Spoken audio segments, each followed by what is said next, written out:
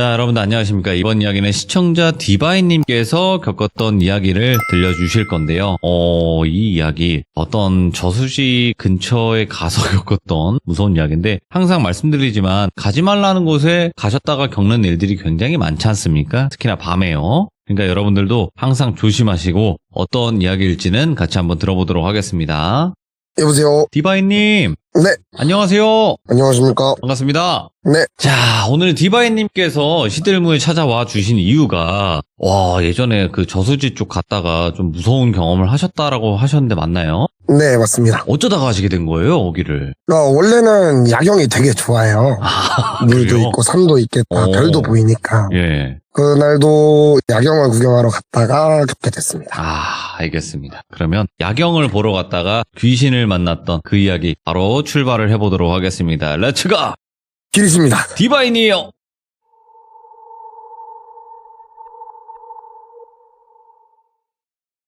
일단 시작 전에 저 포함해서 제 친구들 3명, 저까지 4명에서 거기를 갔었는데, 네. 이름을 정하자면 똘순이, 똘비, 훈이라고 지정을 할게요. 네, 본인은 디바인. 네, 맞습니다. 일단 똘순이는 귀신을 보는 친구예요. 그리고 저는 무당들이 저한테 신내림을 받아야 된다라고 했었던 적이 있었고요.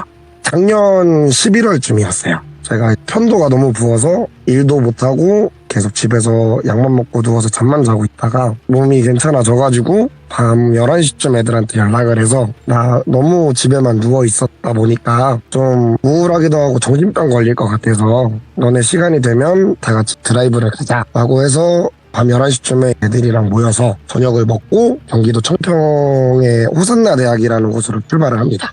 비가 많이 내렸었고요. 도착을 할 때쯤은 비가 다행히도 그쳤었고, 가는 동안 애들이랑 신나게 노래도 듣고 재밌는 얘기도 하고 돌비님 라디오도 듣고 아유, 감사하죠. 막 도착을 했는데 차에서 내리자마자 다 같이 구름 과자를 하나씩 물고 내리기 시작했죠. 그러고 제가 운전을 했으니까 내리자마자 제 왼쪽에 흰색 컨테이너가 있었어요. 창고로 보이는데 딱 거기로 시선이 딱 집중이 되더라고요. 컨테이너 창문을 바라보는데 사람 같은 존재가 가만히 서서 저를 지켜보고 있더라고요. 이거 사진 직접 찍으신 거잖아요. 네, 제가 직접 찍었습니다. 예. 저를 가만히 지켜보고 있는데 저도 처음 귀신을 목격을 했다 보니까 제 몸이 굳었어요. 어떻게 생겼죠? 흰색 옷을 입고 있었고 키는 한 180 정도 돼 보였어요. 그러고 얼굴은 창문으로 보이지 않았지만 머리는 되게 길었어요. 그렇게 저를 쳐다보고 있었고 저도 놀라가지고 얼음이 된 상태에서 아까 말씀드린 그 똘순이가 저한테 쭈뼛쭈뼛 걸어오더니 저기 귀신 있어. 우리를 보고 있어. 라고 귓속말을 하더라고요. 쳐다보지 말라고요? 네. 그래서 일단 알겠다. 나머지 애들한테는 얘기하지 말고 먹던 구름 과자나 계속 먹자. 라고 얘기를 하고 애들이랑 그렇게 마저 먹던 구름 과자를 먹고 기분이 너무 안 좋은 거예요. 뭔가 눌리는 기분이기도 하고 섬뜩해가지고 애들한테 일단은 차에 타봐라. 내가 가면서 얘기를 해주겠다. 그래서 차에 타고 출발을 합니다. 근데 저런 얘기 있잖아요. 뭐 장례식을 갔다 오면 몇 군데 들렸다가 집에 가라. 어디 가면은 뭐 어디를 들렸다 가라. 이런 얘기들이 있잖아요. 그래가지고 한 3군데 정도를 들리려고 차를 타고 한 6km 정도 달려서 편의점에 도착을 해요. 편의점에 도착을 해서 뭐 살 거 사고 애들한테 얘기를 시작해요. 내가 차에서 내렸는데 저기에 무언가가 우리를 보고 있었다. 그러니까 이제 애들이 처음에는 안 믿었죠. 똘순이는 같이 봤다라고 저한테 얘기를 했으니까 같이 동조를 해주는 거야. 진짜 있었다. 우리가 미쳤다고 도착하자마자 차에 타라고 얘기를 하겠냐. 그렇게 서로 티격태격 하다가 똘순이가 조금 이상해지는 거예요. 갑자기 주위를 둘러보더니 뭔가가 우리를 따라온다. 차에 매달려 있다. 이렇게 얘기를 하더라고요. 그러면서부터 훈이랑 똘비가 점차 이상해지기 시작해요. 근데 그때까지만 해도 저는 괜찮을 거다. 그냥 잠깐 그러겠거니 해서 차를 그대로 계속 운행을 해서 30km 와서 남양주까지 와서 차를 세워요. 그러고 햄버거 가게에 들어가서 햄버거를 사고 나오는데 저 빼고 애들 3명이 모여가지고 얘기를 하고 있더라고요. 무슨 얘기냐? 나도 얘기를 해달라. 친구들이 얘기하는 거를 들어봤는데 그때 시간이 저희가 청평에 도착했던 시간이 새벽 2시였어요. 그러고 남양주에 도착한 시간이 한 새벽 3시 10분 정도 됐고요. 똘순이가 저희가 봤던 귀신 얘기를 하고 있더라고요. 그래서 똘비가 거기서 얘기를 하기를 이 친구는 귀신이라는 존재를 믿지도 않았고 뭐 무당이라는 얘기도 믿지 않는 친구였어요. 예. 근데 자기가 그 도로에서 어떤 할머니가 캐리어를 끌고 가시는 걸 목격을 했다라고 얘기를 하더라고요. 그러면서 얘기를 하길 제가 저수지라고 말씀을 드렸잖아요. 저수지인데 댐이 있어요. 물이 흐르는 소리가 들렸고 이제 댐이 열려 있었기 때문에 콸콸콸은 아니더라도 물이 흐르는 소리가 들렸는데 그 친구들 3명은 전부 다 처음에는 물이 흐르는 소리가 들리지 않았다라고 얘기를 하더라고요. 예. 그러고 나서 똘비가 캐리어를 끌고 가는 할머니를 봤다. 이 얘기를 하는데 갑자기 똘순이랑 훈이가 확 놀라더니 너 방금 못 봤냐고. 할머니 방금 캐리어 끌고 지나가셨다. 남양주에서. 그렇게 얘기를 하는 거예요. 뭐야? 네, 저는 어쨌든 제가 데리고 오기도 했고 애들한테 친구들한테 문제가 생기면 안 되니까 좀 현실적으로 대답을 했어요. 아니 생각을 해봐라. 지금 새벽 3시인데 캐리어를 끌고 가면 그 바퀴 대굴대굴 굴러가는 소리가 들리지 않겠냐. 봐라 지금 여기 차 한 대도 안 다닌다. 얘기를 하니까 걔네들도 어리둥절하는 거죠. 근데 확실히 봤다. 계속 그렇게 얘기를 하더라고요. 아, 뭐 됐다. 큰일 났다. 이렇게 느끼고 다시 차에 타요. 그러고 제가 아는 여동생이 무당인데 그 무당 동생한테 전화를 합니다. 새벽 3시니까 당연히 잘 거 아니에요. 전화를 받아요. 봤더니 내가 누군지는 모르겠지만 무슨 일이 생길까봐 법당에 있었다. 너는 아니기를 바랬는데 어떻게 딱 너한테 전화가 오냐. 이렇게 얘기를 해서 아, 미안하다. 뭐 내가 오늘 폐가를 간 거는 아니고 그냥 야경을 보러 갔는데 나도 목격을 했고 내 친구들도 무언가를 목격을 했단다. 애들이 좀 이상한데 법당으로 좀 가봐도 되겠냐? 라고 얘기를 하니까 당장 오라고 하더라고요. 네. 남양주에서 법당이 인천인데 인천까지 한 60km 조금 넘어요. 태워서 출발합니다. 어쨌든 문제가 생기면 안 되니까 출발을 하는데 이제 똘순이가 점점 더 이상해지는 거예요. 갑자기 제 손을 잡더니 이 손 놓지 말아달라고 저한테 부탁을 하더라고요. 그래서 물어보지는 않았어요. 그때 당시에. 혼자 막 중얼중얼 거려요. 저는 고속도로를 엄청 밟고 가고 있었죠. 그러더니 갑자기 저한테 얘기를 하길 나는 지금 귀신이 보인다. 내 앞에 앞유리에 매달려 있다. 근데 지금 제가 나한테 얘기를 하길 너 계속 안 놓으면 쟤 죽일 거야. 죽일 거야 만 계속 나더라고요. 그래서 저도 어쨌든 놀랐지만 놀란 가슴 추스리면서 괜찮다. 나 이 손 안 놓을 테니까 걱정하지 말고 계속 잡고 가자 라고 얘기를 하는데 제가 운전석에 타고 있었고 똘순이가 조수석에 타고 있었고 훈이가 운전석 뒤에 타고 있었고 똘비가 조수석 뒤에 타고 있었어요. 근데 운전을 하시는 분은 아시겠지만 룸미러를 보시면 제 대각선 뒤에 타 있는 사람의 얼굴이 보이잖아요. 부러져라 저만 쳐다보고 있는 거예요. 똘비가. 눈도 안 깜빡이고 계속 저만 쳐다보고 있더라고요. 그렇게 한 1분 지났나? 갑자기 막 웃어요 혼자서. 죽여버린대.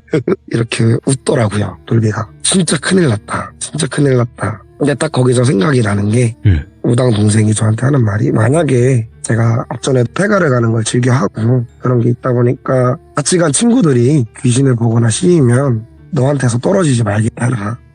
신체적 접촉이든 너의 물건이든 애들한테 줘라. 그러고 문제가 있으면 나한테 달려와라. 이렇게 얘기를 했던 게 딱 떠올라서 11월이니까 춥잖아요. 제가 입고 있던 패딩을 벗어서 똘비한테 덮어줘요.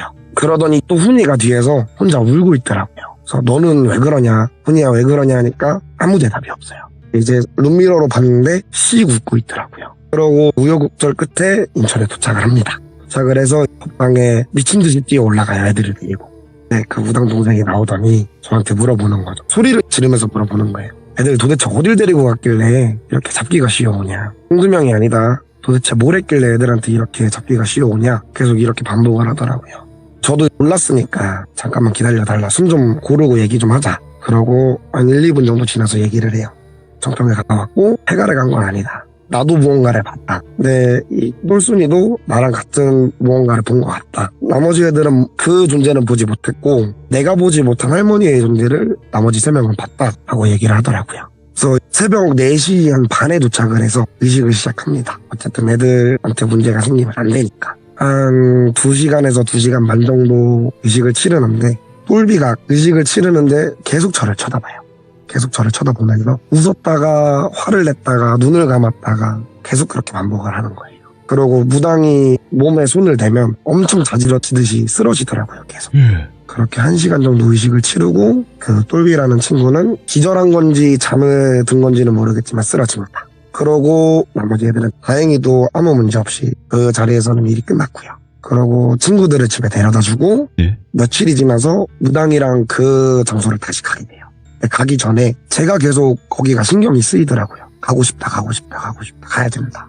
혼자 스스로 그 생각이 들어서 무당한테 같이 가줄 수 있냐라고 부탁을 해야지라고 생각을 하는 날 딱 전화가 와요. 만나자고. 그래서 저녁을 먹고 12시쯤 출발을 해요. 그때는 아는 형님과 저랑 이제 무당 동생이랑 이렇게 셋이 가요. 도착을 했고 이제 무당 동생이 편의점에 들려서 쌀을 사오더라고요. 그러고 자기 밥방에서 챙겨온 물품들이랑 뭐 이런 저런 거를 꺼내서 준비를 해요. 종이컵에 쌀을 붓고 거기에 향을 꽂고 향에 불을 붙이고 네. 저는 모르겠지만 어떤 의식을 한 10분 정도 치르고 저한테 와서 얘기를 하더라고요. 나는 그때 알고 있었지만 너 친구들이 있어서도 얘기 안 했다. 너가 본 거는 내가 생각하기에는 물귀신이다. 그때 제가 얘기를 했죠. 거기서 딱 생각이 나가지고 맞다 그런 것 같다. 왜냐면 봐라 저기 바로 물이 흐르는데 물소리 들리지 않냐. 엄청 고요하기 때문에 크게 들리거든요. 근데 무당도 들린다. 당연히 들린다라고 하죠. 제가 그 얘기를 했어요. 애들이 도착하자마자 차에서 내렸는데 물소리를 못 들었다라고 한다 라고 얘기를 하니까 얘기를 하길 무언가에 씌어가지고 그 소리를 못 들은 거고 아마 너 친구 중에 한 명 계속 물속으로 가자 하지 않냐라고 얘기를 하더라고요. 근데 그때 똘비가 그랬어요. 법당을 가면서 얘기를 하길 나 물소리는 못 들었는데 이제 물이 있다라는 걸 인지를 하고 나서부터 거기가 되게 가고 싶었다. 되게 가고 싶었는데 나도 너가 가자고 하니까 무슨 일이 있겠거니 하고 그냥 올라탔다라고 얘기를 하더라. 그런 얘기를 하고 있는데 버스가 딱 그 길을 지나가요. 새벽 2시에 청평이면 되게 시골이잖아요. 새벽 2시에 버스가 지나가는 것도 저는 이해를 못했는데 그 무당 얘기를 하기에 저거 사람 태우는 버스 아니다. 그렇게 얘기를 듣고 저는 솔직히 코웃음을 쳤어요.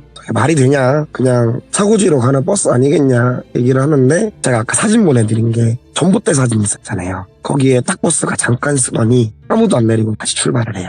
그래서 제가 거기를 가보자. 저기 뭐가 있냐. 가보자 해서 가로로 한 줄로 서가지고 가요. 제가 중간에 서 있었고 아는 형님이 오른쪽에 서 있었고 무당 동생이 왼쪽에 서 있고 그렇게 걸어갑니다. 걸어가는데 갑자기 무당 여동생이 자기 혼자 엄청 뛰어가요. 엄청 뛰어가는 걸 보고 저랑 형님은 당황을 해서 한 1초 정도 아이 컨택을 하고 무서운 반 당황 반으로 빠른 걸음으로 무당 동생이 있는 곳으로 가요. 네, 무당 동생이 갑자기 훅 뒤돌더니 저희를 보면서 하는 말이 애기 목소리로 여기 애기 있어 이러는 거예요. 그래서 또 2차로 당황을 탔죠. 그래서 당황 타고 나서 물어봐요. 애기가 뭘 하고 있냐 물어보니까 무당이 줄넘기를 하고 있어 이러는 거예요. 애기 목소리로. 그래서 제가 무슨 얘기는 안 하냐라고 하니까 저희를 보면서 같이 놀고 싶어 한다라고 얘기를 하더라고요.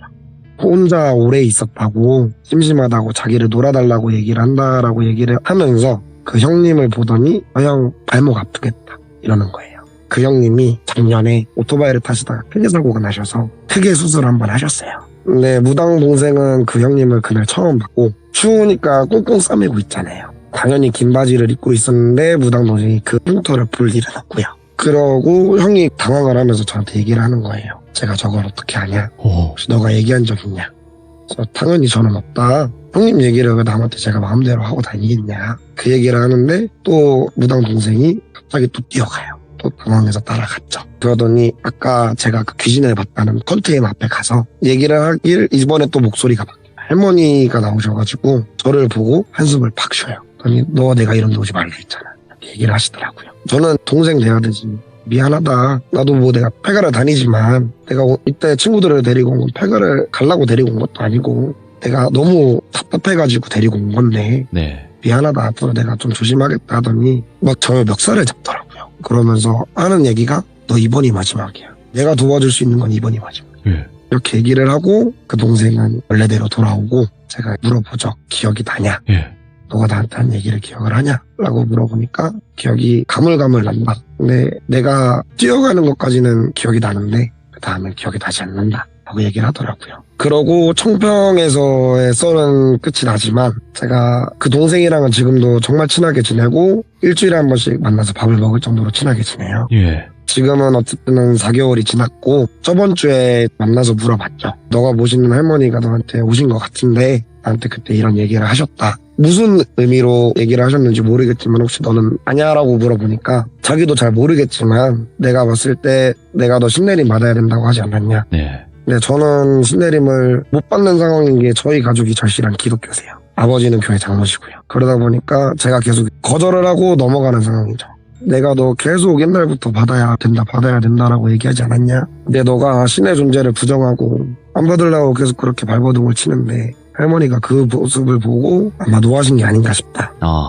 너 앞으로 절대 그런 데 다니지 마라. 특히 물이랑 산이 같이 있는 곳은 절대 다니지 말라 하고 저한테 이제 신신당부를 하더라고요. 그렇게 제 이번 썰은 얘기가 끝납니다. 어마무시한 일을 겪었네요. 그냥 뭐 귀신을 보려고 간 것도 아니고 우연히 갔던 곳인데. 네네. 와, 그러면 그 귀신 보시는 분과 또 여러 가지 이야기들이 많이 있으시겠네요, 앞으로도. 그쵸. 폐가를 가서 겪었던 일들이랑 뭐 이런저런 일들은 몇 가지 있습니다. 아, 알겠습니다. 그러면 오늘 디바인님께서 이렇게 참여해 주셔서 다시 한번 또 감사드리고, 그리고 다음번에 그 아까 말씀하셨던 폐가나 아니면 또 다른 쪽의 이야기도 꼭 들려주시길 바라겠습니다.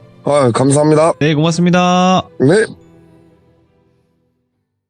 자, 이번 이야기는 시청자 디바인님께서 찾아와 주셨습니다. 디바인님의 이야기 빠르게 만나보도록 하겠습니다. 여보세요? 디바인님. 오랜만에 뵙습니다. 아이고, 반갑습니다. 목소리가 여전히 멋지십니다. 아유, 감사합니다.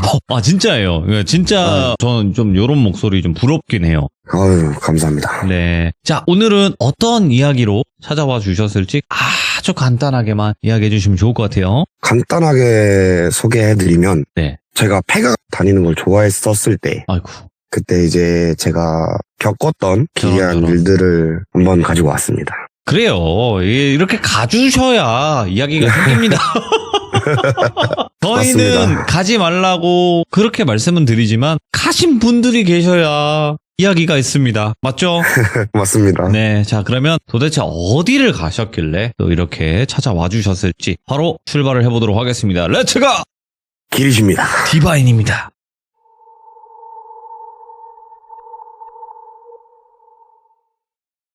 이 일은 사실 올해 초반에 있었던 일이에요. 저번에 시들모 참여했을 때 당시에 그때 있었던 무당 여동생이랑 지금 교제하고 있는 무당의 남자친구 형님도 그때 당시 저랑 같이 폐가를 가셨고, 어허. 아시다시피 폐가 가는데 그냥 폐가 좋아하는 사람들끼리 모여 가잖아요. 그렇죠. 뭐 귀신 이제- 나오나 이렇게 보죠. 예. 근데 그 무당 동생을 제가 쫄라서 결국 약속을 잡았습니다. 안 그래도 그게 궁금했어요. 못 가게 할 것 같은데. 절대 못 가게요. 맨날 전화 와서 폐가 가려고 주변 사람들한테 연락을 돌리면 진짜 귀신같이 알아서 전화가 와요. 너는 가면 안 된다. 너는 가면 안 된다. 그러면 이유를 물어보면 무당들이 저는 신내림을 받아야 되는 사람이다. 그런 운명이다라고 얘기를 했었고, 만약에 제가 정말 신내림을 받아야 되는 사람이라면 그러면 어쨌든 무슨 일이 생기는 거를 제가 직접 겪어보고 싶어서 좀 도전 정신으로 폐가를 한창 다녔었죠. 100번의 말보다 한 번의 경험. 네, 맞습니다. 무당 여동생도 제가 계속 쪼르고 만약에 내가 진짜 신내림을 받아야 되는 사람이라면 나는 뭔가 내가 겪었으면 한다. 근데 만약에 너가 너무 내가 걱정이 되고 그러면 한번 같이 가줄 수 있는 거 아니냐. 그렇게 한 3개월 동안 꼬드겨서 결국 그날 약속을 잡고, 어쨌든 저희 입장에서는 빅 이슈잖아요. 빅 이벤트니까. 이제 같이 폐가를 다녔던 제 주변 지인들에게 연락을 돌려요. 한 2주 전쯤 이날에 어디 폐가로 갈 건데 이번에는 우리끼리 가는 게 아니라 무당이 동참을 한다. 그러니까 다들 미쳐서 연락 오죠. 나도 갈래 해서 그러면 안 됐지만 모인 인원이 한 8명 정도 됐어요. 파티원이 다 찼군요. 네, 8명 예. 정도 모여서 약속을 잡고 화성에 있는 폐가로 갑니다. 그날은 저희가 폐가를 총 3군데를 돌았고, 네. 원래 제가 폐가를 돌 때 절대 안 가는 곳이 첫 번째가 종교시설, 두 번째가 수영장, 세 번째가 병원인데, 네. 어쨌든 무당도 있고 큰일 있더라도 일단 응급처치는 할 수 있을 거라 생각을 하고 3군데 중에 병원을 선택하고 첫 번째, 두 번째는 초등학교를 제가 컨택을 해서 그날 출발하게 되는데, 출발할 때는 차 2대로 넷 나눠서 출발했고, 따로따로 지역이 달라서 저희는 서울 쪽에서 출발을 했고 다른 차는 하남에서 출발을 하다 보니까 도착지에서 만나자 해서 저희가 한 밤 10시 반쯤에 출발을 해요. 서울에서 1시간 20분 정도 달렸고 초등학교에 도착을 했습니다. 도착을 해서 다 같이 모여서 구름과자 하나씩 먹으면서 진짜 무섭다. 여기 들어갈 수 있을까? 이런 얘기하면서 그냥 별 쓰답지 않은 얘기하면서 있다가 들어가자 하고 딱 준비를 하고 있는데, 그 초등학교는 엄청 큰 학교는 아니었어요. 네. 총 4층 건물에 복도식으로 돼 있는 학교였는데 예. 이제 좀 폐교가 된 지 오래됐는지 창문도 다 깨져 있고 안에는 내용물들도 없었고 네네. 그냥 깔끔하게 정리돼 있던 폐교였어요. 다 같이 1층 문으로 들어가는데 1층 문을 딱 열고 들어갈 때 철판이랑 소파 같은 것들이 1층에 널브러져 있더라고요.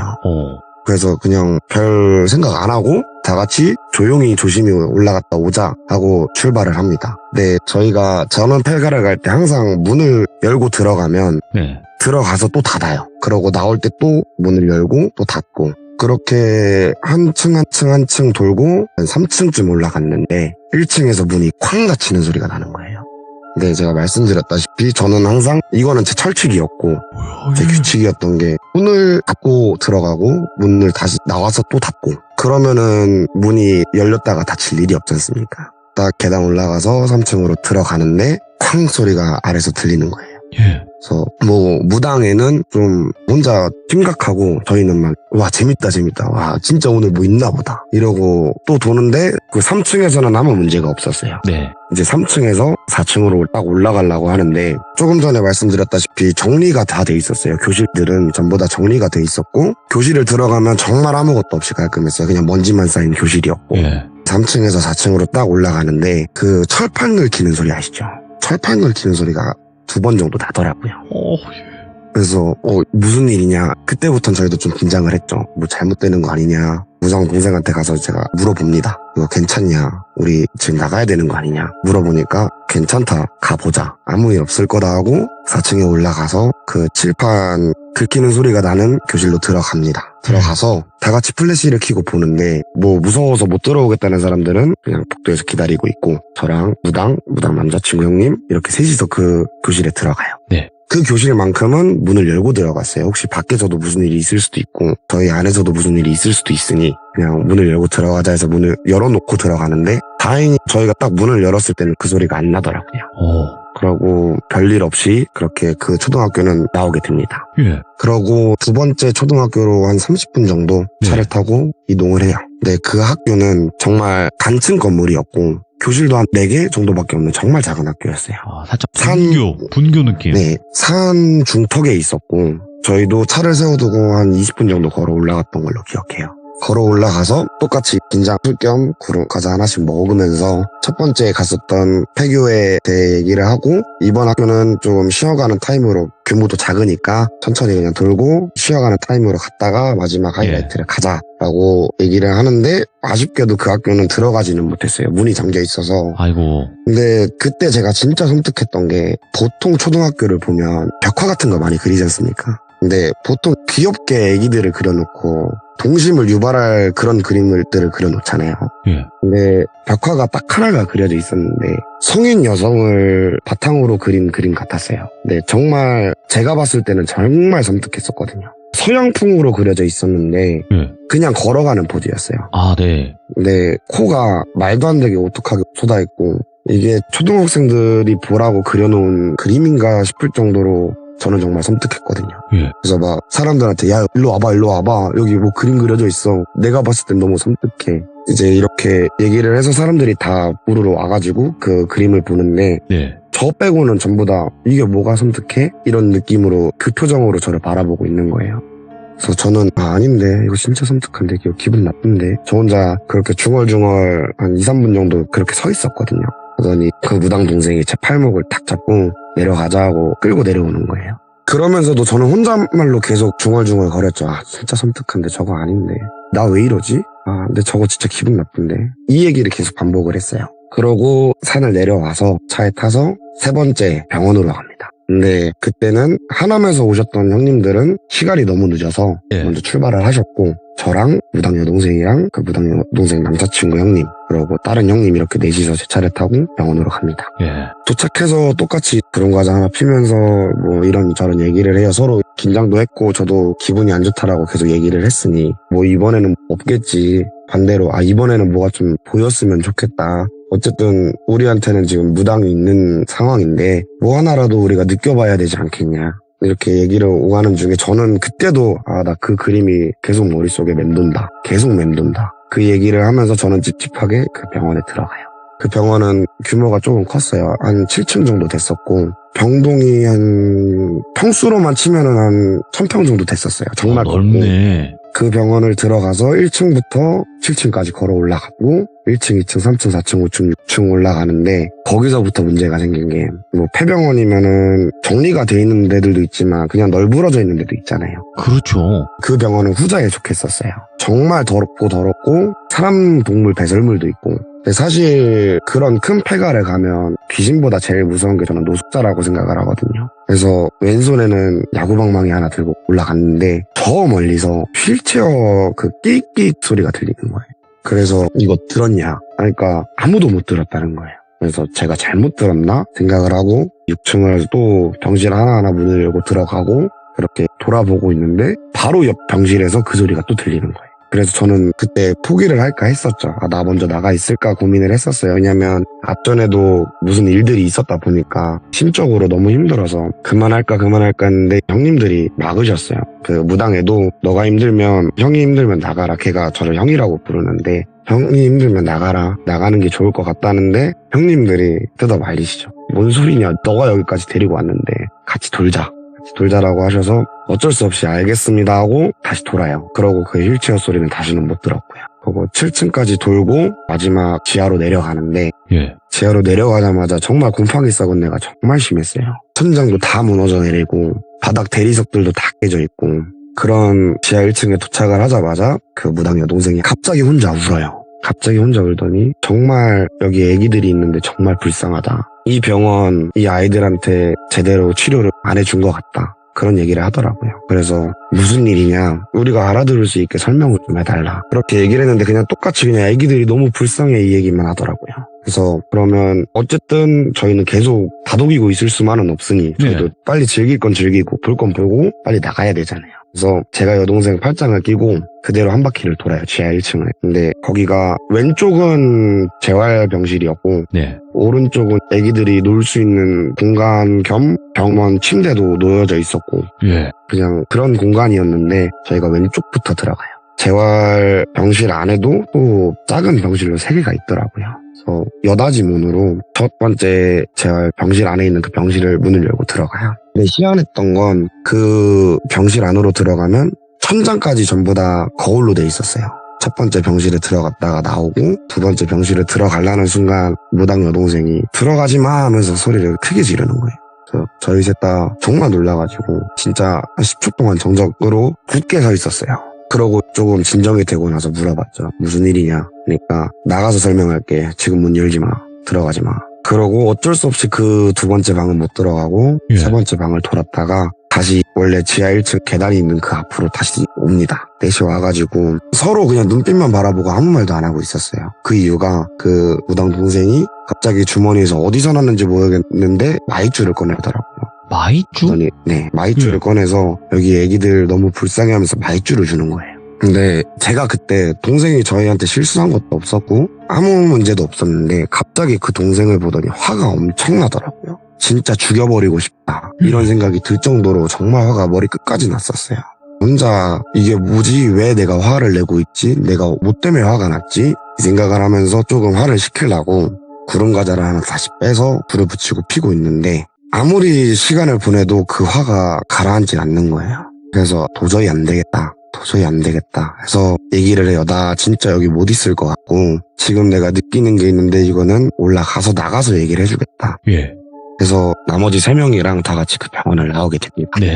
나와서 제 차를 세워놨던 그 주차한 곳에 걸어서 한 5분 정도 갔고 다 같이 그냥 또 나와서 구름 과자를 하나씩 먹으면서 얘기를 하는데 형들이 물어보시더라고요. 너 아까 무슨 일이었냐? 그래서 나도 모르겠다. 근데 그냥 갑자기 기분이 확 안 좋아졌고 내가 감당할 수 없을 정도의 화가 치밀어 올렸다. 근데 나도 이유는 왠지 모르겠다. 그 얘기를 하고 형들이 그냥 그러면 차에 좀 기대서 쉬어라 하고 저는 그냥 멍 때리고 있었어요. 형 두 분이랑 그 무당 여동생은 그냥 서로 웃으면서 장난치고 있었고 근데 트렁크에 기대서 그 모습을 보고 있는데 갑자기 또 그 무당 여동생이랑 눈이 마주치자마자 안 되겠다 쟤는 죽여야겠다 이 생각이 들더라고요.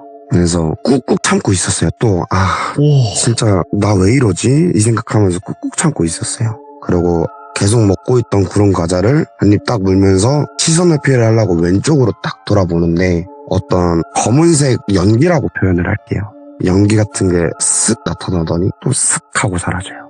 저건 뭐지? 이러고 딱 그 연기를 보고 저는 그 다음에 기억이 없어요. 기억이 없고 눈을 떠보니까 차 안에 타 있더라고요. 예. 그래서 이게 무슨 상황이냐? 우리 조금 전까지 밖에서 구름 과자 먹고 있지 않았냐? 얘기하니까 처음엔 다 진짜 기억이 안 나? 너 기억 안 나? 왜 그래? 이런 식으로 저를 얘기하면서 쳐다보더라고요. 아니 사람 바보 만들지 말고 무슨 일이냐 말해봐라 라고 얘기를 하니까 그 남자친구 형님이 딱 입을 열더라고요. 그 무당 네. 여동생한테 너가 괜찮으면 너가 얘한테 얘기해 하고 얘기를 해서 그 무당 여동생이 얘기를 해주길 저가 아까 말씀드렸다시피 왼쪽으로 시선을 회피했다 했잖아요. 그러고 나서 먹던 구름 과자를 땅에 버리고 그 무당 여동생한테 달려들어서 뿔뿔라 했대요. 제가. 그래서 형님들이 정말 건장하세요. 키도 190 가까이 되시는 형님들이시고 운동하셨던 형님들이시다 보니까 몸이 정말 좋으세요. 그래서 사실 남자 2명에서 성인 남자 하나 맞기 어렵진 않잖아요. 네, 정말 힘들었대요. 저를 그 무당 여동생한테서 떠뜨릴 때까지가 정말 힘들었고 그 여자의 목을 보니까 긁힌 상처까지 있더라고요. 그래서 나는 정말 기억이 안 난다. 무슨 일이냐? 물어보니까 그 무당 여동생이 입을 열길 예. 너 첫 번째 초등학교 들어갔을 때 그 칠판 긁는 그 교실에 들어갔을 때 기억하냐? 오. 그래서 기억한다라고 하니까 여동생이 얘기를 하길 원래 거기 너 안 데리고 들어갈라 했다. 왜냐면 걔가 너만 기다리고 있는 것 같았다. 그렇게 나는 느꼈다. 그러고 저희 셋이 들어갔을 때 활짝 웃더라. 마치 너를 기다린 애처럼. 그러고 두 번째 초등학교 그 벽화 봤을 때 그 처음 교실에서 봤던 그 귀신이 너를 기다리고 있더라. 똑같이 그 말을 하더라. 왜 너가 거기서 그렇게 몇 분 동안 혼자서 중얼중얼 거리면서 혼잣말을 했겠냐.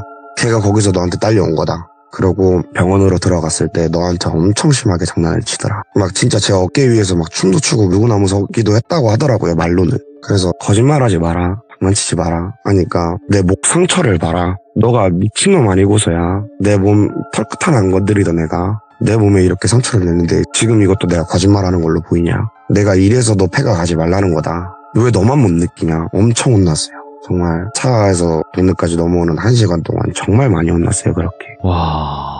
사실 제가 말주변이 없어서 이렇게 짧게 설명을 해드리지만 정말 그 당시에 같이 있었던 사람들이 만약에 지금 제 얘기를 듣는다면 다 똑같이 소름 돋아 하실 거예요. 정말 무서웠고 그 일이 있고 나서 제가 지금 한 6개월 정도 폐가를 못 가고 있습니다. 안 가야 되는 거죠. 이런 일을 겪었다면. 왜냐면 귀신을 탄 거 아니에요, 이거. 그쵸. 빙의가 됐다거나. 정말 제가 아직도 지금도 이해가 안 되는 건 예. 제가 신내림을 받아야 되는 사람이라면 어쨌든 뭐 악귀일 수도 있고 잡귀일 수도 있지만 그런 귀신한테 제가 휘둘렸다는 게 아직도 저는 이해가 안 돼요. 아, 그 부분이. 네, 저는 그게 제일 이해가 안 돼요. 아, 그러니까 만약에 내가 신내림을 받아서 어떤 무업의 길을 가야 되는 사람이라면 이 정도의 귀신들은 누군가가 내 옆에 있는 신이라도 쳐줘야 되는 거 아닌가? 라는 생각이신 거네요. 그렇죠. 아, 이 무당이 정말 제 입장에서는 정말 용해요. 그 여동생이. 네네. 점사를 봐도 걔가 올해 뭐 조심하고 뭐 있을 거야. 별 치덥다는 얘기를 해요. 근데 네. 그게 단 한 번도 틀림없이 날짜까지 다 맞추더라고요.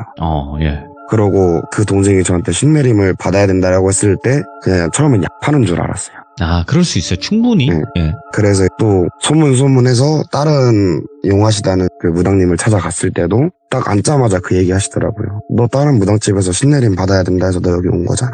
그 얘기를 하시더라고요. 제 생년월일도 안 여쭤보시고. 아, 근데 그렇게 들었는데도 저한테 이런 귀신의 장난이 찾아오니까 또 머리가 어질어질하죠.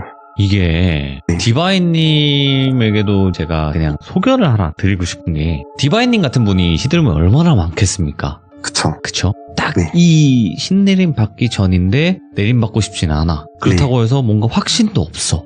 지금 이런 상황이 굉장히 많았거든요. 근데 네. 모두가 받으신 건 아니에요. 모두가 그냥 한번 거부해보자. 이렇게 쭉 가시는 분들도 계시고 아니다 네. 나는 그냥 받아서 이쪽 길로 가서 그냥 좀 확실하게 가자 이렇게 하시는 분들도 계실 거란 말이에요. 네. 근데 저 같은 경우에는 항상 말씀드리는 거는 그냥 심사숙고하시라는 거를 항상 말씀드려요. 왜냐면 그 무당 동생분이 그 사람이 이상한 사람이요가 아니라 네. 뭐 다른 무당분들을 뭐 찾아갔을 때도 그런 얘기를 들었겠지만 아닌 네. 경우가 있을 수도 있어요. 아, 그쵸. 이해가 되시죠? 그쵸, 네. 어디를 갔는데 너는 신가물이 아니야. 안 받아도 상관없어 라는 대답을 들을 수도 있는 거예요. 그쵸. 예, 그래서 그거를 한번 곰곰이, 근데 솔직하게 말씀드리면 디바인님이 경험하시는 것들이 있다 보니까 네. 그래서 이 무속 쪽에 계속 맹신을 할 수밖에 없는 상황이 벌어질 거예요. 그리고 본인이 그렇게 하고 있을 것이고, 근데 그거를 한번 끊어봤을 때 어떻게 되는지도 한번 보셔야 되지 않을까? 한 번도 그러진 않으셨을 것 같아서. 맞습니다. 네, 그렇게 한 번 더 해보시면 답이 나오지 않을까요? 어떤 뭐 문제가 생긴다든지 어떤 게 더 보인다든지 그래 봤을 때 여러 가지 일들이 발생을 하지 않을까라는 생각이 있거든요. 한번 그렇게 해보겠습니다. 그러니까 제가 하라는 대로 하라는 건 아니고 그냥 제 소견을 네. 드린 거고, 말 그대로 안 해봤던 게 있으면 한번 그 상황을 한번 해보시면 네. 어떤 다른 결과가 뭐 안 좋은 쪽이든 좋은 쪽이든 있지 않을까라는 거죠.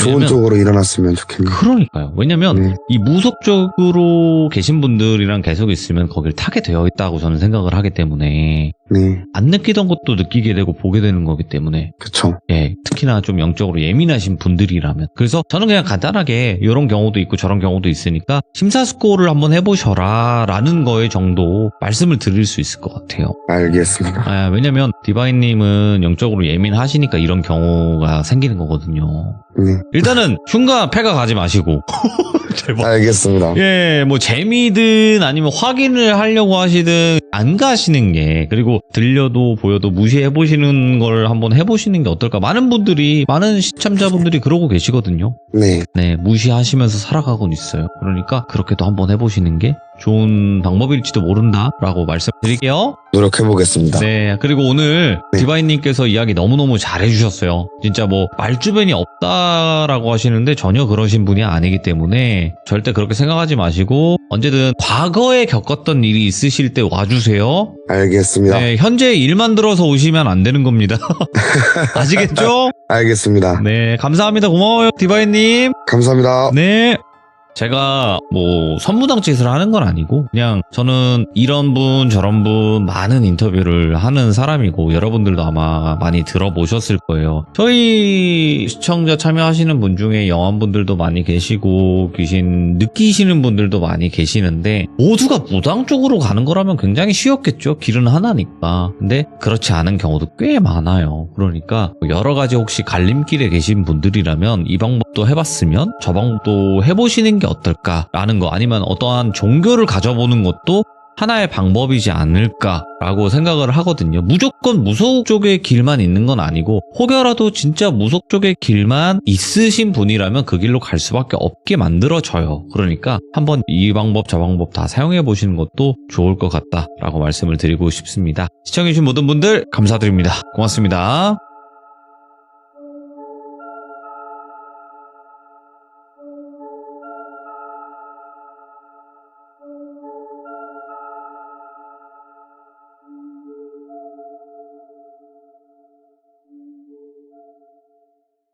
남편이 겪었던 이야기를 좀 들고 와봤는데요. 이거는 남편이 20살 되고 나서 한참 객기가 충만할 때 친구들이랑 여름방학 때 계곡에 놀러 갔다가 생긴 일이래요. 그러다 보니까 이게 좀 남편 행동이 이해가 안 가고 저쯤 되면 생명의 위협을 느껴야 되는 거 아니야? 싶은 순간에 이해할 수 없는 행동을 좀 하기도 하는데, 20살이면은 나이도 어리고 한참 멍청한 결정을 많이 내릴 때잖아요. 그러니까 이해를 해주시길 바랍니다. 남편이랑 저랑은 나이 차이가 좀 많이 나서 실제로 이 일이 벌어졌던 시기는 꽤 예전이라고 생각을 해주시면 될 것 같아요. 네. 당시에 남편 친구의 할머니 댁이 가평에 있었는데 여름방학을 맞아서 뵈러 갈 겸 남편이랑 친구들까지 총 10명이서 거기에 좋은 계곡이 있다고 해서 겸사겸사 놀러 갔대요. 뭐 아직 차가 있는 사람은 없으니까 버스를 타고 텐트 3개, 뭐 각종 캠핑 도구, 코펠 버너 이런 것들을 챙겨서 바리바리 짐을 싸들고 마을로 들어간 거예요. 우선은 친구 할머니 댁에 먼저 들러서 인사도 드리고 정확한 계곡 위치를 들어야 되니까 여쭤봤는데, 할머니께서 말씀해 주시기를 윗 계곡으로 가면 사람도 많을 거고 거기서 놀면 안전할 거다라고 말씀을 하시면서 네. 마을 초입에 있던 다리를 지나서 위쪽으로 조금만 올라가면 그 계곡으로 내려가는 입구가 있을 거라고 설명을 해주셨대요. 그 설명을 듣고 그대로 가서 말씀해주신 계곡에 도착을 했는데 물도 깊고 사람도 없어서 설명이랑은 좀 달랐는데 햇빛도 적당히 비치고 놀기 좋아 보였대요. 깊으니까. 재밌어 보이잖아요. 그래서 거기에 텐트를 치고 놀기로 했어요. 지금은 당연히 안 되고 그렇게 하면 안 되는 일이지만 거기서 고기도 구워 먹고 술도 마시고 그러면서 물놀이를 즐기면서 놀았대요. 근데 그게 첫날에 있었던 일이고 다음날 아침부터 좀 이상한 일들이 있었는데 다음날 아침에 라면을 끓이려고 했더니 부탄가스를 5개짜리 4줄 해서 20개를 총 사왔거든요? 근데 그것들이 다 비어있는 거예요. 4개 빼고 나머지 다 가스가 없는 상태인 거예요. 비닐도 안 떼는 완전 새 건데 그게 어떻게 다 그렇게 불량일 수가 있겠어요, 확률상. 예. 근데 뭐 흔들어봐도 아무것도 없는 게 느껴지니까 이게 흔들면 뭔가 안에 흔들리는 게 느껴지잖아요, 원래. 근데 아무것도 없고 완전 가볍다 그래요. 그래서 그게 불량인 줄 알고 그걸 사온 친구를 타박을 하면서 사와도 뭐 이런 걸 사오냐, 어떻게 3줄이 불량이냐 이러면서 가위바위보를 해서 뽑힌 친구 2명이 가장 가까운 읍내로 나가가지고 부탄가스랑 고기랑 술이랑 이런 걸 더 추가로 사오기로 했대요. 그래서 나머지 인원들은 어제 먹은 걸 정리를 하면서 기다리기로 했는데 그중 한 명이 비어있는 부탄가스를 버리려고 못을 박으면서 구멍을 내고 있었대요. 원래 그렇게 버려야 된다고 하잖아요. 그래서 분명히 전부 비어있는 거를 하나하나 확인을 했던 건데 캔 중 하나에 가스가 들어있었는지 친구 비명을 지르더래요. 그래서 보니까 박았던 못이 튀어나와서 눈 바로 밑을 스치고 지나간 거예요. 눈 밑에서는 피가 질질 나고 있고 엄청 큰일 날 뻔한 거잖아요. 그래서 친구분은 그 흉터를 아직도 갖고 계시더라고요. 예. 친구는 당황해서 막 어버버거리면서 이거 왜 가스 들어있냐 이러고 얼빠져 있고 남편은 친구가 놀라있으니까 그 친구를 대신해서 나머지 가스통들을 한 번 더 확인을 하면서 본인이 직접 구멍을 뚫었대요.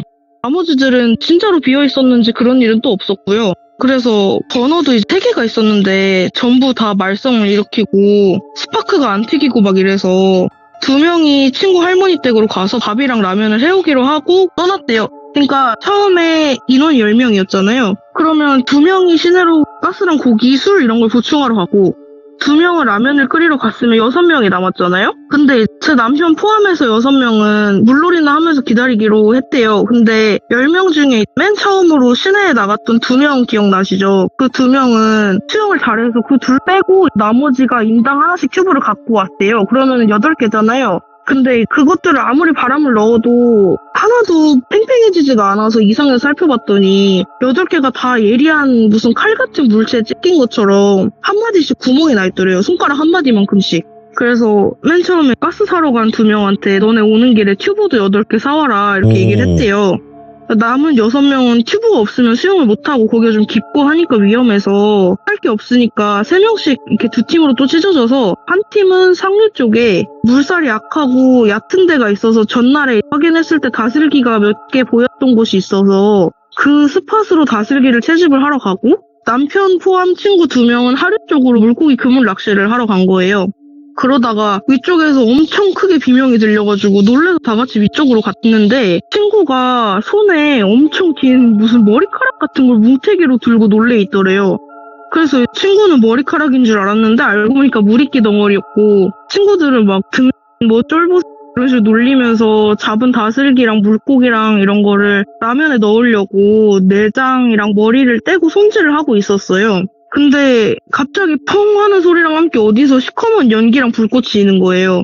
보니까 텐트를 쳐놓은 데서 불이 났는데 거기는 부탄가스도 다 터트려놔서 남은 게 없고 담배 피는 친구들은 전부 지포라이터를 쓰고 있는데 그거는 기름이라서 안 터진다 그러더라고요. 그리고 심지어 또 본인들이 챙겨서 갖고 있었어요. 그러니까 불이 날 이유가 전혀 없는데 쓰레기 더미에서 불이 난 거예요. 그래서 또 어쩔 수 없이 읍내에 나간 친구들한테 너네 오는 길에 텐트도 사오라고 그랬대요. 그때 이제 친구들은 뭐 강아지 새끼들아, 호땡 자식들아 막 이런 식으로 욕을 하면서 도대체 뭘 하길래 텐트를 태워먹냐 이런 식으로 궁시렁 대긴 했는데 뭐 알겠다고 했대요. 그래서 우여곡절 끝에 나간 거는 친구들이 8시쯤 흩어졌는데 오전 8시쯤 오후 1시나 돼서야 다 같이 다시 모이게 된 거예요. 네. 다슬기랑 손질한 물고기랑 이런 거 넣고 끓인 라면을 먹으려고 하는데 시내에 나갔던 그 2명만 그 라면에서 엄청 역한 비린내 같은 게 난다고 못 먹겠다고 딱 한 입 먹고 약간 구역질하면서 맨밥에 김치만 퍼먹었대요. 근데 다른 친구들은 아무도 이상을 못 느끼는 거예요. 쟤는 왜 저래? 이러고. 그러고 물놀이를 했는데 다들 빨리 지쳐서 저녁에 고기를 구워 먹으려고 준비를 한참 하고 있었는데 당일에 친구들이 새로 사왔던 고기가 있잖아요. 아침에. 그게 얼음이랑 같이 아이스박스에 있었는데 얼음이 다 녹아버리고 고기는 색깔이 약간 푸르딩딩하게 변해서 냄새가 심하게 나고 있었다는 거예요. 아침 당일에 사온 건데 그래서 어쩔 수 없이 또 깡통햄이랑 참치 같은 걸 다 때려 넣고 부대찌개에 라면을 끓여 먹기로 했대요. 당시의 상황이 수영 잘하는 2명은 라면 때문에 탈이 나가지고 속이 안 좋다고 텐트에 누워있고 2명은 맥주를 마시면서 물놀이하는 4명의 친구를 바라보고 있는 상황이었어요. 그 4명은 다 전부 튜브를 타가지고 둥둥 떠있는 상황이었고요. 근데 남편이랑 다른 친구 하나는 밥을 하러 빠진 상태였는데 국물에 면만 넣으면 되는 상황에서 물놀이하는 친구들한테 이제 면 넣을 거니까 면 불기 전에 나와라. 이제 너네 슬슬 나와야 된다. 면 넣을 거야. 이런 식으로 얘기를 했대요, 남편이. 근데 물에 들어가 있는 친구들 쳐다도 안 보고 서로 마주본 채로 하늘을 바라보면서 이런 식으로만 대꾸했다는 거예요. 그래서 쟤는 왜 저러냐, 진짜 개웃긴다 이런 식으로 얘기하면서 친구 한 명이 막 사진을 연사를 찍었대요. 꽤 오래 그러고 있는데 다른 친구들이 점점 이상함을 느끼잖아요. 그래가지고 그 수영 잘하는 속 안 좋아가지고 이게 누워있던 그 2명한테 쟤네 상태 이상하니까 가서 니네가 건져와야 될 것 같다 이런 식으로 얘기를 해가지고 그 2명이 각자 2명씩 튜브에 달린 끈을 잡고 끌어당겨서 나오는데 이게 그 친구들이 하늘 쪽으로 고개를 꺾어서 하늘만 보면서 마네킹처럼 빳빳하게 굳어가지고 반응이 없었다는 거예요. 그러니까 이게 성인 남자 1명이 2명씩 끌고 나오는데 문제가 없었다는 거, 이게 허우적대지도 않고 진짜 그냥 인형처럼 뻣뻣하게 끌려 나온 거죠. 그래서 물에서 나온 뒤에 친구들은 얘네 장난치는 줄 알고 막 장난스럽게 얼굴을 여러 번씩 때리면서 막 소리를 질렀대요. 야 일어나, 그만해, 막 이런 식으로. 근데 갑자기 동시에 4명 다 거칠게 숨을 막 헉헉 몰아쉬면서 정신을 차렸다는 거예요. 그때서야 사람들이 이게 약간 나머지 친구들이 상황이 심각한 것 같다는 판단이 들으니까 너네 괜찮냐고 나머지들이 막 얘기를 했대요. 그랬더니 4명이 하는 소리가 내가 왜 여기 있지? 옷은 또 왜 젖어 있고 우리 방금 전까지 저 위에서 속쇠랑 돌판에 고기 구워 먹고 있었잖아 이렇게 얘기를 한다는 거예요. 당연히 나머지 6명은 뭔 개소리야 하면서 너희 좀 전까지 물에 떠 있었잖아 이러면서 친구가 찍었던 그 연사 찍었던 거 있죠. 막 쟤네 개웃긴다 이러면서. 근데 그 사진은 아무도 안 나오고 계곡 배경만 찍혀있더래요. 그때가 해질 때쯤 이러니까 그 노을 배경에 계곡만 있는 거예요. 그래가지고 그 4명은 계속 저 위쪽에서 우리 고기 구워 먹고 있었지 않았냐 이렇게 주장을 해서 우리 기억 안 나냐, 우리 아침에 사왔던 고기 이상하게 다 상해버려서 부대찌개 라면 끓여 먹기로 하지 않았냐 하면서 아이스박스를 열어서 보여줬는데 고기가 하나도 없는 거예요. 그래서 다들 물음표만 뜬 상태로 기절했던 친구들이 주장한 장소까지 올라가 봤대요.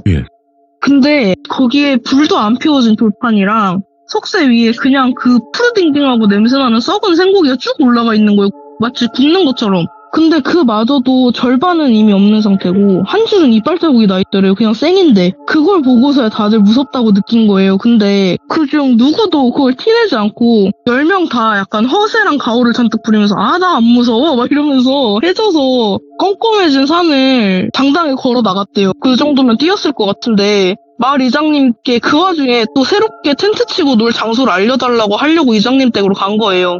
그래서 거기서 지금 저희가 윗계곡에서 놀고 있는데 여기 말고 다른 데 텐트 치고 놀만한 계곡이 있냐 이렇게 여쭤봤대요. 근데 이장님께서는 무슨 소리냐, 윗계곡은 들어갈 수가 없다 이렇게만 계속 반복을 하신다는 거예요. 그래서 아니다, 지금 우리가 윗계곡에서 놀다 왔고 심지어 우리 거기서 잠도 잤다 이렇게 말씀을 드렸는데 아무리 말씀드려도 너네 뭔 소리 하냐, 거긴 들어갈 수가 없는 곳이다 이렇게만 말씀을 하셔서 새로운 장소를 추천받는 걸 포기를 하고 텐트로 돌아갔대요. 근데 때마침 굵은 빗방울이 떨어지기 시작하는데 계곡 바로 옆에 텐트를 쳐놨는데 위험하잖아요. 그래서 거기서 자는 건 무리겠거니 생각을 하고 할머님 댁에서 자고 마저 술을 마시려고 텐트만 튼튼하게 재정비를 해서 쳐놓고 술이랑 부대찌개 라면을 들고 할머님 댁으로 갔대요. 근데 여기서 기억을 하셔야 되는 게 부대찌개 라면을 들고 갈 때 그럼 그 냄비를 한 명이 2손을 잡고 이렇게 들고 간 거잖아요. 냄비 들듯이.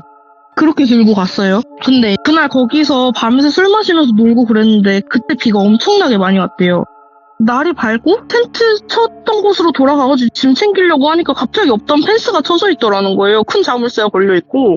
그래서 다시 이장님께 가서 저 안에 우리 짐이 남아있는 게 있을 수도 있지 않겠냐, 뭐 대다수는 떠내려갔겠지만은 그래도 내려가 봐야 되겠다, 조금이라도 건져야 된다 이러고 문을 열어달라고 주장을 했고, 이장님은 또 몇 년간 문을 안 열고 방치한 데 니네 뭔 소리 하냐, 철조망 넘어갔냐, 어떻게 갔는지 말을 솔직히 해봐라 이러고 오히려 혼나기만 했다는 거예요.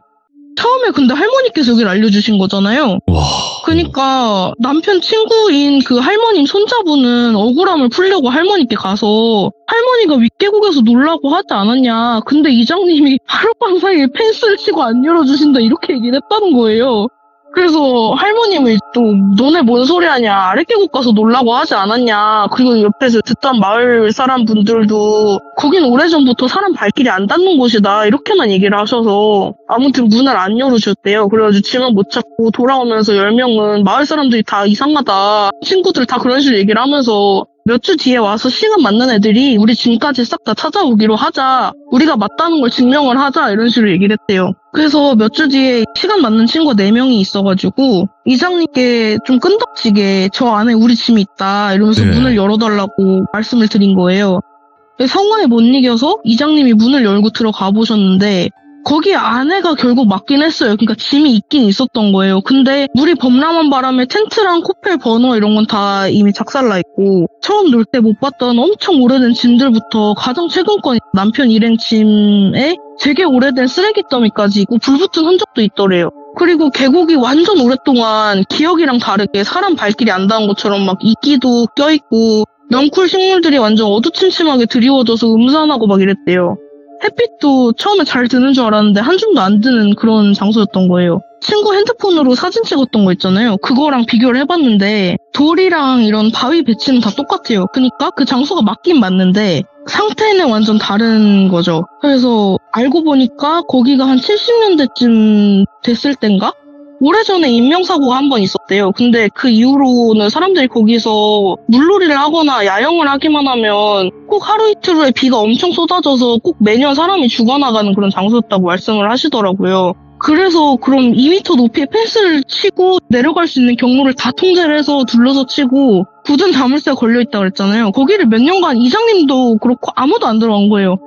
근데 그러면 이 사람들은 어떻게 들어갔냐 이거죠. 이장님도 어이가 없어 하셨대요, 들어갔을 때. 근데 아까 그 기억나세요? 부대찌개 라면 들고 그냥 양손에 들고 왔다 갔다 했다 그랬는데 그럼 그 2m 펜스는 갑자기 어디서 나타났냐는 거죠. 그러니까 그걸 양손에 들고 2m 뭐 담을 넘을 것도 아니고, 심지어 그 남편이랑 친구들 기억에는 그 펜스가 좀 오래됐으니까 거기에 담쟁이 넝쿨 같은 게 막 낄 거 아니에요. 근데 그게 남편이랑 친구들 기억에는 그냥 키 큰 나무가 거기를 쭉 삥 둘러가지고 있고, 거기에 넝쿨 식물들이 좀 해가지고 이렇게 커튼처럼 드리워져 있었다. 그래서 아 여기 운치 좋다 이러면서 들어갔대요. 본인들이 들어갈 땐 분명히 펜스가 없었다 이거죠. 그래가지고 어떻게 뭐 부탄가스랑 이런 이상한 사건도 있었고, 뭐 근데 거기서 다친 사람은 없었고 예. 그런 이상한 일이 있었어가지고 가져와 봤습니다. 제대로 홀려버린 거네. 그쵸. 흔하다면 흔한 사건이긴 한데 예. 근데 언제부터가 시작이었는지 감이 안 와요. 그러니까요. 이걸 저도 들으면서 생각을 해봤는데. 그러면 만약에 네, 부모님께서 보셨을 때는 근데 네. 이때쯤인 것 같아 라고 했던 시점이 있나요? 이게 홀린 게요? 네. 그게 웬만하면 저도 약간 예상이 갈 텐데 전혀 모르겠어요. 뭐 할머님께서 말을 하신 그 시점부터가 아니었을까 싶긴 한데. 네네. 근데 이게 뭐 귀신들이 홀린다거나 이러는 거를 패턴을 약간 생각을 해보면 보통은 그런 거에 약한 사람이나 기에 약한 사람이나 아니면은 최소한 영안이 약간 뜨여있거나 이런 가능성이 있는 사람들을 노리잖아요. 네. 그런데 20대 초반에 장정 10명이 모여있는 그 그룹을 왜 노렸는지도 의문이고, 그리고 그렇다고 해도 그 10명이 한꺼번에 그렇게 다 홀릴 정도면 도대체 어떤 상황이었으며, 처음에 시내 나갔다 온 그 2명 있잖아요. 그 2명이 딱 그 수영을 잘하는 인원인데 딱 그 둘이 가위바위보에 져서 나갔다 왔다는 것도 뭔가 다분히 의도된 것 같고 막 이런 생각들이 드는 거예요. 듣다 보니까 이 정도까지 할 수 있으려면 과연 어떤 존재일까 싶겠다고 그런 생각이 들더라고요. 너무 많은 인원이잖아요. 그러니까요. 어떻게 10명이 다 같이 그렇게. 이야, 아무튼 오늘 붕어집님이 오랜만에 오셨는데 굉장히 또 섬뜩한 이야기를 들고 오셨습니다. 너무너무 감사드리고, 붕어째님, 시간 나실 때마다 다시 또 시들무에 이렇게 찾아와 주세요, 언제나. 감사합니다. 네, 항상 건강하세요. 감사합니다. 감사합니다. 네. 자, 여러분 안녕하십니까. 이번 이야기 시청자 붕어찜님께서 이야기를 들려주실 겁니다. 붕어찜님이 귀신을 정말 또 많이 봐오신 분이고 또 여러 가지 사례들을 많이 겪으신 분인데요. 그래서 그런지 정말 듣도 보지도 못한 그런 일들을 굉장히 많이 이야기를 해주셨습니다. 그래서 오늘은 어떤 이야기일지 같이 한번 들어보도록 하겠습니다. 여보세요? 붕어찜님. 네, 안녕하세요. 네, 안녕하세요. 반갑습니다. 네. 네. 자, 그러면 오늘 붕어찜님께서 해주실 이야기의 주제가 있을 것 같긴 해요. 이제 또 물놀이 가고 하면은 떠오르는 물귀신 얘기를 해볼까 합니다. 아, 빠질 수 없는 바로 네. 또 여름의 물귀신인데 도대체 어떤 이야기일지 같이 한번 들어보도록 하겠습니다. 렛츠고! 길이십니다. 붕어찜이에요.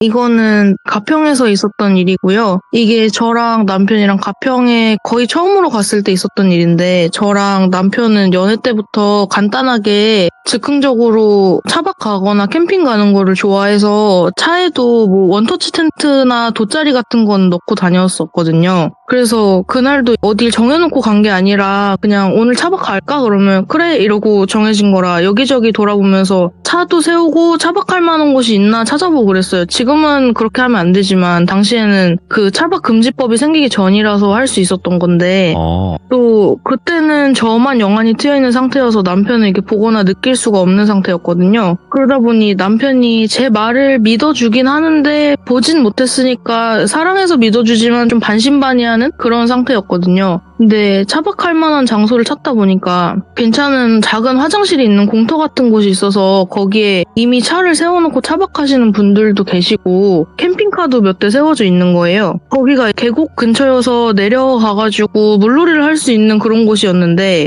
얼마 전에 비가 와서 생각보다 물이 많을 줄 알았는데 생각보다 되게 얕았어요. 그래가지고 애기들이 내려가서 물놀이 할 수 있을 정도로 진짜 성인이 들어가면 종아리 정도도 안 오는 그런 상태인 거예요. 그래서 발만이라도 담궈볼까 하고 생각하면서 물가 쪽을 봤는데 물이 얕아서 별로 재미도 없을 것 같고 이미 애기들이 놀고 있는 거예요. 근데 한 4-5살 정도 되는 남자애 하나랑 여자애 하나 이렇게 놀고 있는데 부모가 거기 같이 있질 않더라고요. 그래서 넘어지거나 다칠 수도 있지 않나 싶고 그래서 좀 지켜보면서 보고 있었는데 근처에 세워져 있던 차나 캠핑카가 많으니까 부모님이 그냥 거기서 지켜보시고 계시겠거니 하고 넘어갔거든요. 그러다가 차박으로 끝내기엔 좀 아쉽다는 생각이 들어서 남편이랑 고민하다가 그 차에 어차피 텐트를 가지고 다니니까 근처 캠핑장에 바로 들어가서 놀다 가면 어떨까 그냥 내일 자고 가자 하는 얘기가 나와서 바로 즉흥적으로 또 이동을 했어요. 근처 캠핑장으로. 그래서 그 캠핑장이 바로 근처에 또 물놀이 할 수 있을 만한 하천이 있어가지고 거기 짐을 풀고 점심 식사를 하고 하천으로 물놀이를 하러 다시 갔거든요. 근데 아까 아침에 봤던 그 애기 둘이 이번엔 부모랑 같이 거기 또 와 있는 거예요. 근데 보통은 차박을 하려고 자리를 잡고 나면 잘 안 옮기잖아요, 그 장소를. 굳이 여기 다시 와 있다는 게 좀 이상하다 싶은 생각이 들긴 했는데 뭐 그럴 수도 있지 하고 애기들 노는 거를 그냥 멍 때리면서 보고 있었거든요.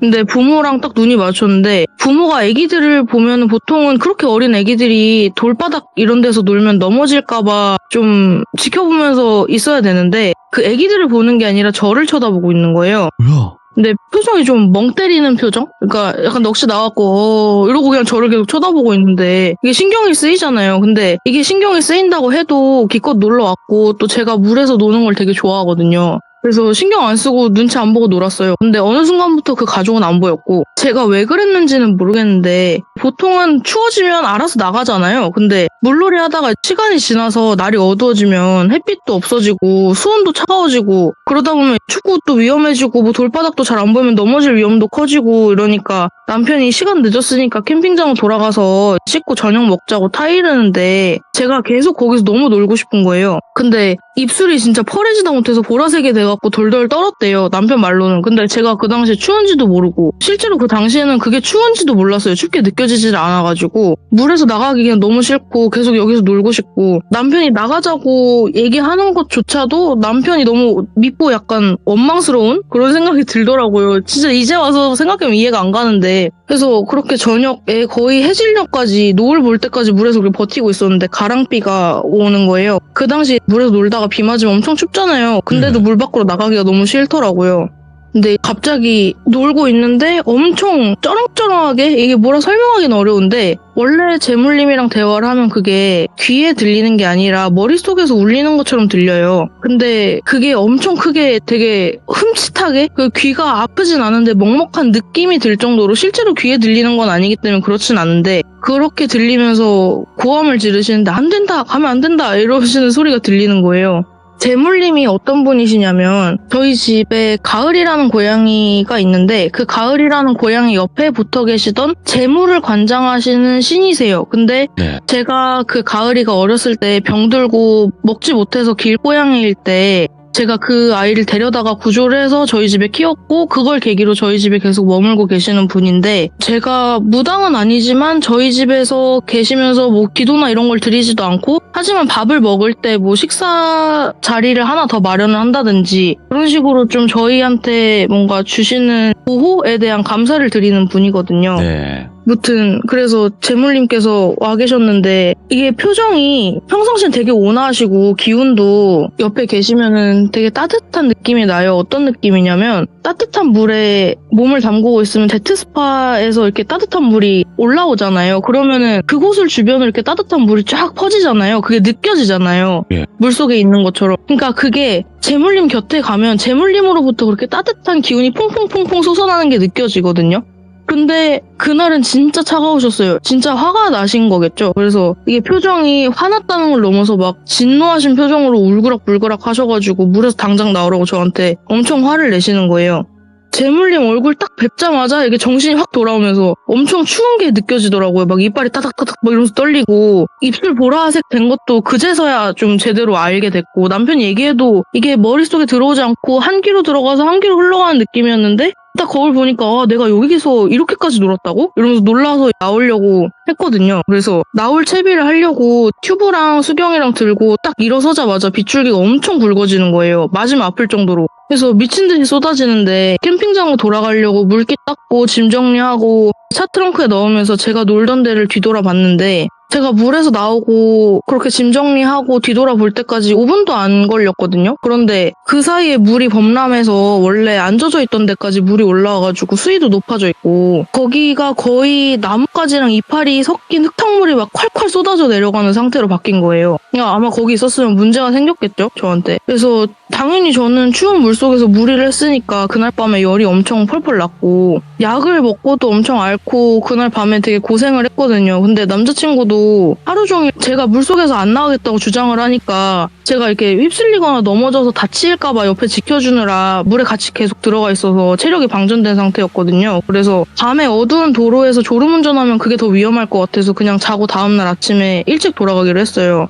그리고 다음날 집에 돌아가는 길에 처음에 차박하려던 스팟 있잖아요. 저희가 원래 자리 옮기기 전에 있었던 곳? 거기 가서 제가 첫날에 못 느꼈던 이상함을 느꼈는데 그게 첫날에 비가 온 후였다고 말씀을 드렸잖아요. 근데 계곡에 물이 없는데 지금은 비가 왔는데 저렇게 물이 많이 차 있으면 그때는 진짜 물이 없었던 게 맞나? 이런 생각이 들고 또 그 두 아이 외에 왜 거기 사람이 없었을까? 이런 생각이 드는 거예요. 거기가 계곡이고 차를 그렇게 많이 세워놨으면 사람들이 내려가서 물놀이를 하고 다른 아이들도 있고 했어야 되는데 네. 거기 사람이 없었더라고요. 지금 와서 생각을 해보니까 좀 소름이 끼치는데 그래가지고 진짜 물이 거기 없었던 게 맞나? 막 이런 생각에 좀 혼란스러웠고 또 거기가 막 물이 소용돌이 치면서 흙탕물 돼갖고 시꺼매져 있는 거예요. 아내가 안 들여다 보일 정도로. 근데 거기서 어제 본 애기 둘이 또 놀고 있는 거예요. 말이 안 되잖아요. 부모는 또 없고 그래서 거기서 확신을 했죠. 아 얘네가 사람이 아닐 수 있겠다. 그래서 옆에 남편이 있으니까 남편 눈이 안 뜨인 상태라서 저기 물놀이 하는 사람 있냐라고 물어봤는데 당연히 없지. 누가 저런 데서 놀아 이렇게 얘기를 하는 거예요. 그래서 알겠다. 뭐 더 이상 티는 안 내고 무서운 마음에 바로 집으로 갔고 그 다음부터는 가평에서 자주 놀긴 해도 그 계곡은 안 가요. 그리고 그 일 있고 난 직후에 집에 오고 한 하루 이틀 정도 지나서 거기에 대한 기사를 찾아봤거든요. 근데 정확한 신원은 안 나오는데 장마철에 계곡물 옆에 텐트 쳤다가 물이 불어나는 바람에 일가족 4명이 부모, 자녀 이렇게 해서 근데 그게 뭐 성별이나 신원 같은 건 안 나와서 모르겠으나 목숨을 잃었다 이런 기사가 있었거든요. 사실 그런 사건으로 돌아가신 분들은 워낙 많았었기 때문에 제가 그 본 가족이 그 기사의 당사자인지는 알 수가 없지만 그래도 이 일을 계기로 좀 귀신에 대한 경계심이 생긴 것 같아요. 그러니까 그 전에는 솔직히 말해서 조금 아니란 생각으로 내가 재물님이랑 같이 있는데 무슨 일이야 나겠어 이런 느낌이었지만 좀 정신을 바짝 차리고 뭔가 이상하다 싶으면 안 하는 그런 일을 만들지 않는 처음부터 그런 계기를 좀 얻게 된 것 같아요. 교훈이죠. 그러니까 이게 뭐라 해야 될까요? 지켜주는 존재가 있는 게 굉장히 든든한 거잖아요. 그렇죠. 그쵸. 근데 그게 만약에 지켜주질 못한다고 느꼈을 때 오는 공포감도 있을 거고. 네. 이게 재물님께서 지켜주지 않으셨다기보다는 제가 좀 정신줄을 놓은 걸 아시고 네. 뭔가 남용하면 안 된다라고 말씀을 해주신 게 아닐까. 왜냐면 이런 사건 말고도 제가 이거는 가평에서 있었던 일이지만 강화도에서도 비슷한 사건이 있었고요. 근데 그때는 네. 거기는 남자분 영가가 한 분이 계셨는데 그분께서 아마도 물에 빠져서 그렇게 돌아가신 분이었던 것 같아요. 그땐 캠핑은 아니었고 차박을 갔다가 벌어진 일이었는데 제가 지금 남편이 나랑 연애할 당시에 있었던 일인데 거기서 차박을 하는데 거기가 좀 기운이 음산하고 오한이 드는데 오한이 살갗에서부터 느껴지는 게 아니라 좀 뼛속에서부터 시리게 추운 그 느낌이 있어요. 그런 느낌이 들면 거기는 좀 음의 기운이 강하다고 해야 되나? 아무튼 귀신이 많거나 아니면 제가 본능적으로 내가 이걸 좀 조심해야겠다. 내가 여기선 정신을 똑바로 차려야겠다. 이런 경고 메시지 같은 느낌으로 좀 받아들이거든요. 근데 거기에서 차박을 했을 때 제가 그날 밤에 당시에는 근데 또 눈이 완벽하게 뜨인 상태가 아니었어가지고 그 남자분께서 약했던 건지 뭔진 몰라도 저한테 모습을 100% 드러내질 않으셨고 그날 제 굉장히 심하게 하면서 본인을 여기서 꺼내달라 뭐 이런 식으로 굉장히 압박을 하신 적이 있거든요. 근데 그런 사건에 대해서도 분명히 재물님께서는 충분히 해결을 해주실 수 있는 일이라고 생각이 들지만 안 해주셨다는 거는 아무래도 제가 이거를 좀 지혜롭게 헤쳐나가기를 바란 게 아니실까라는 생각이 들거든요. 그래서 아무래도 그런 거에 계속 기대면 안 되겠다 이런 교훈도 얻었고 그 두 사건으로 인해서 또 저 자체도 저번에 말씀드렸던 그 서대문 형무소 사건 같은 경우에는 그분들이 진짜 되게 명예로운 죽음이라고 해야 될까? 아무튼 굉장히 숭고하신 분들이잖아요. 그렇기 때문에 제가 거기에 끼어드는 건 말리지 않으셨을지라도 이런 식으로 오만대 다 휘말리면서 다니면 난 널 지켜줄 수 없다. 이거를 분명하게 하신 게 아닐까 싶은 생각이 들어요. 그래서 그 다음부터는 저도 조심하려고 노력을 하고 함부로 안 끼어드는 게 습관이 된 것 같아요. 그쵸. 이게 네. 본인의 능력으로 될지 안 될지 그거는 아무도 그렇죠. 몰라요. 근데 거기에 달려들었는데 만약에 내 능력 밖의 일이면 거기에 대한 리스크는 짊어져야 되는 거니까 네.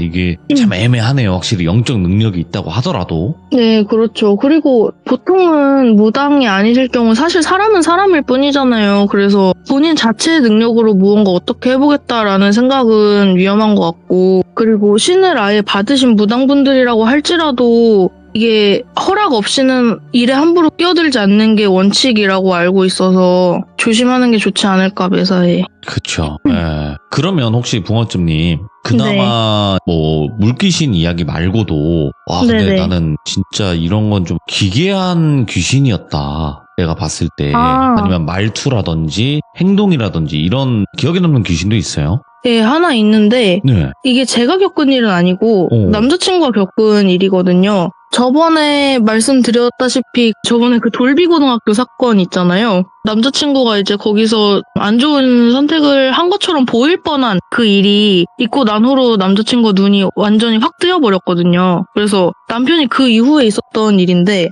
그 남편이 저랑 당시에 조금 싸우고 뭐 잠깐 헤어졌다가 다시 만났다가 이런 기간이 있었어요. 그래서 남편이 그 당시에 좀 속상해가지고 술을 많이 마셨대요. 이게 보이는 것도 힘들고 근데 저랑도 뭔가 사이가 좀 안 좋고 이러니까 그래서 술을 마셨는데 그 마시러 가는 길에 어떤 노숙자 아저씨가 앉아 있었다는 거예요. 그분이 근데 얼굴이 되게 심한 곰보였대요. 요즘은 좀 보기 힘든 그 정도로 곰보고 되게 막 얼굴에 딱지도 많고 되게 더럽고 피부도 때 안 벗긴 것처럼 막 까맣고 지저분하고 이런 행태였는데 그분이 앉아 계시면서 동전을 구걸하고 계시더래요. 그래서 남자친구가 약간 집에서 이미 술을 한 잔 걸치고 다른 술집 가고 술을 먹으려고 한 거라 살짝 술이 된 상태로 그 남자분께 이거 돈 모아서 뭐 하시려고요? 하면서 동전을 주려고 앞에 쪼그렸대요. 쪼그려 앉았는데 그분이 딱 되게 놀란 것처럼 쳐다보시더니 술 먹으려고 이러셨다는 거예요. 그래가지고 술이요? 술 드신다고요? 이러고 말을 했는데 그 남자분이 정신 차리니까 없어졌대요. 그러니까 사람이 아니었던 거죠.